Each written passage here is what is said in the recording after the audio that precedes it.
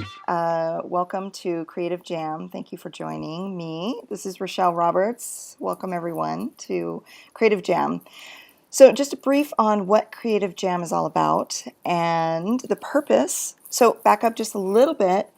About 10 years ago, I created Brew, which was a roundtable that I did for about 6 years through AIGA in San Diego, Orange County, and Las Vegas.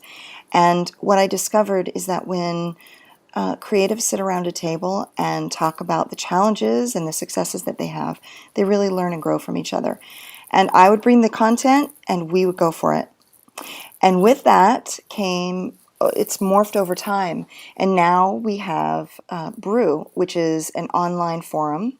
Instead of face-to-face, it's an online forum through Facebook. And what I thought would be great would be having these jams called Creative Jams. Okay, so today I have David Berman. David, to even introduce you was, we met technically in 2002 in Vancouver for the Icograta conference. And that was an amazing trip for me. I got to be one of 6 Americans to be a part of the introduction AIGA to the Icograta. And that's technically when we first met. So if you could just give everybody kind of a brief introduction about you and your background, because there's ultimately everybody needs to go to your site and check you out because you have done amazing things.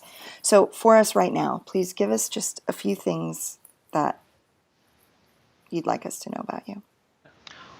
I first took the stage at another conference in British Columbia.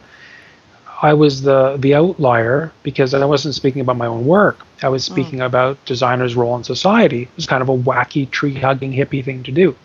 And at the time, I spoke for 45 minutes, and the first 15 minutes was I had to make this strong case for why there was an environmental crisis and how designers were a huge part of having helped create it, but also that designers could have a huge place in solving the problems.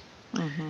Now, in 10 years later, you can't go to a design conference without people talking about green design, people talking about sustainability, people talking about environmentalism, and in fact, you go to design conferences. There'll be a whole day on sustainable design. And I was at this amazing conference in India a couple of years ago where it was about nothing but sustainable design. And now, and again in Savannah, Georgia, last year and all.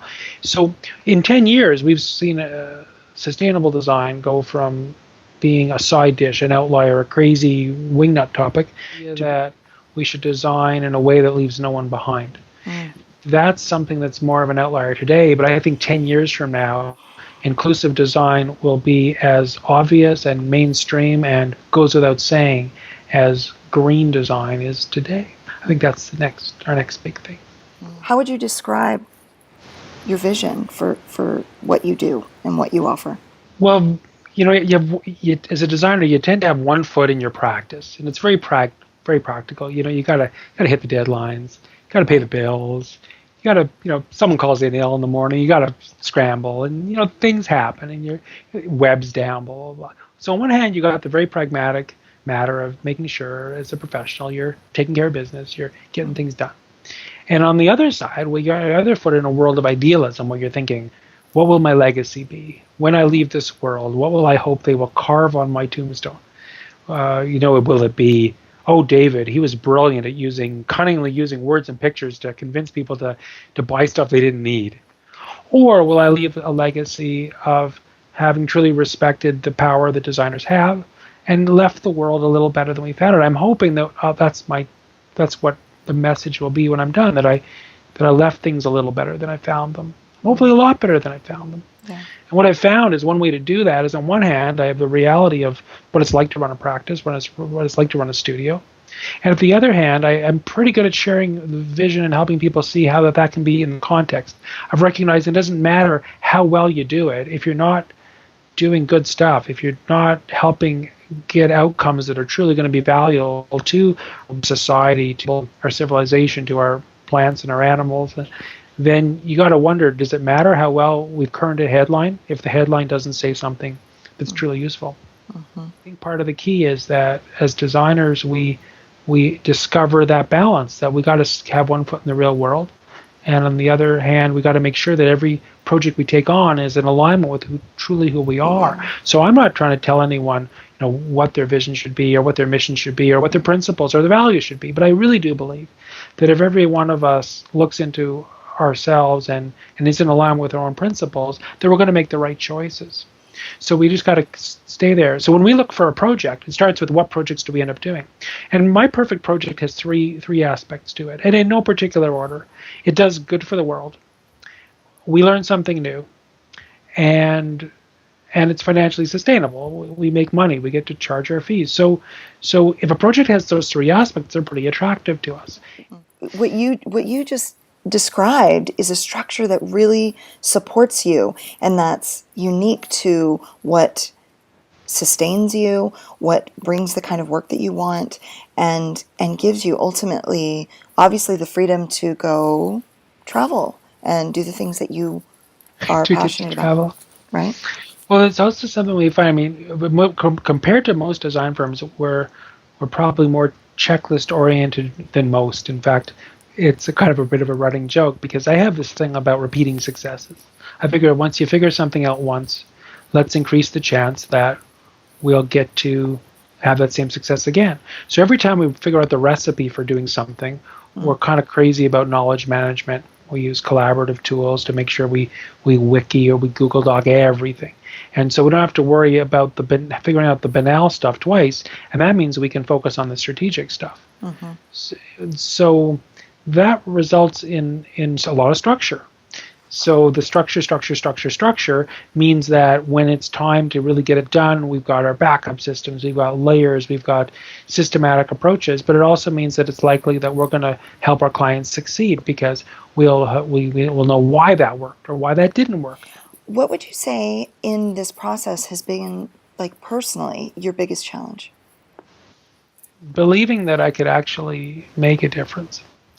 I'm a pretty ordinary designer, RaShelle. Part of the reason I made that speech, 13 years ago at a design conference about not just doing good design, but doing good, which is kind of my slogan. Don't just do good design, do good. Do good. Because I didn't feel that confident about the quality of my design work. Why would anyone want to hear or to see my work? And could I make a difference? And what I realized is I'm a very ordinary designer who's chosen to do very extraordinary things. I got it from my parents. My parents taught me that social justice is not optional, that it's something we have to do. If we can, we must. Yes. And it's all about deciding, why not me? Right. Why not me? Right.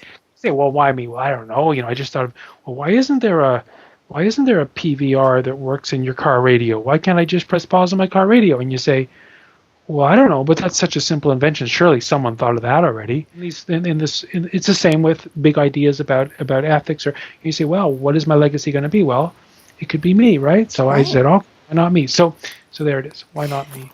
Well, I love this because this is the core. I mean, this is the core of our conversation, the core of why I'm driven every day.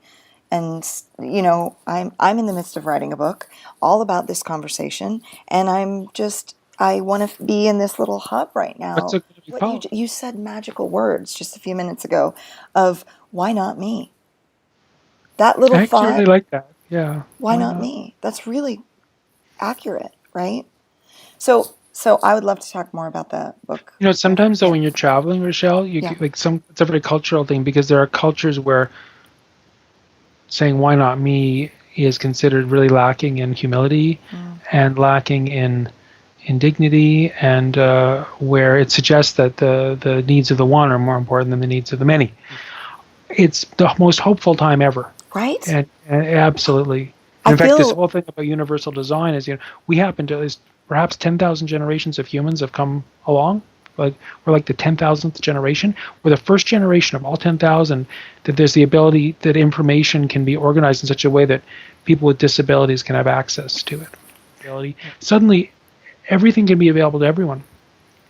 And so I feel that on one hand, you can talk about very sweeping idealistic ideas, but I think the most exciting thing going on in this generation is the opportunity to share information in ways that is truly inclusive. So this is the nugget of gold, I hear. coming. Is this the nugget of gold? This is the nugget of gold. First we recognize how much power we have. Right. Because designers really kind of love to just say, oh yeah, I got this wonderful little universe of type and columns and photographs and this perfect style sheet, and I'm just going to stay up all night just creating my perfect little design world. But really, the world's messy. And at a certain point, you got to say, okay, you've done this, you've figured out, wow, yes, you have this amazing power as a designer, whether it's a graphic designer or a industrial designer, an architect, an interior designer. And then you say, okay, now that I've got all this power, what am I going to do with it? What am I going to apply it to? And I don't want to overwhelm people with all the possible problems in the world. You don't have to. There's lots of us. I urge people to take a pledge where they'll pledge at least 10% of their professional time to doing projects that are going to make the world better. Right. If you assume a 40-hour week, that's 4 hours a week, and we all work more than 40 hours a week. But life balance. Okay, so 4 hours a week. Now we have maybe 5 million designers in the world. I think it's fair to say. But let's say I'm off by a factor of 2. Let's say there's only 2.5 million designers in the world, and each one spends 4 hours a week. So that's 9 million design hours a week. And there's not a problem this world has that 9 million loving, creative, committed hours of creative thought cannot solve. We created these problems, we can design our way out of them, and we will create a world that's better than we ever imagined. Well, first we have to recognize that we have that much power as a community. Yeah. Here we are in some of the world's most wealthiest countries with so many freedoms, so much privilege, so many opportunities, and what will we do with all that? Right. So you take all that and you apply it to one problem. You say, I can make a difference. Why me? Well, because.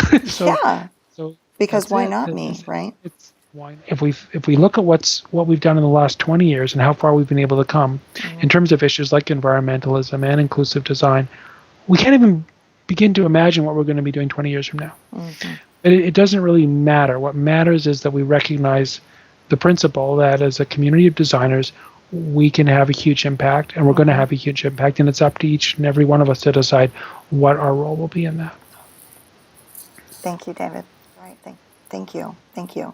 So just for everybody, your website, could you tell us what that is for them to check you out, and also the best place to buy your book? davidberman.com. Surprise, surprise, is my website.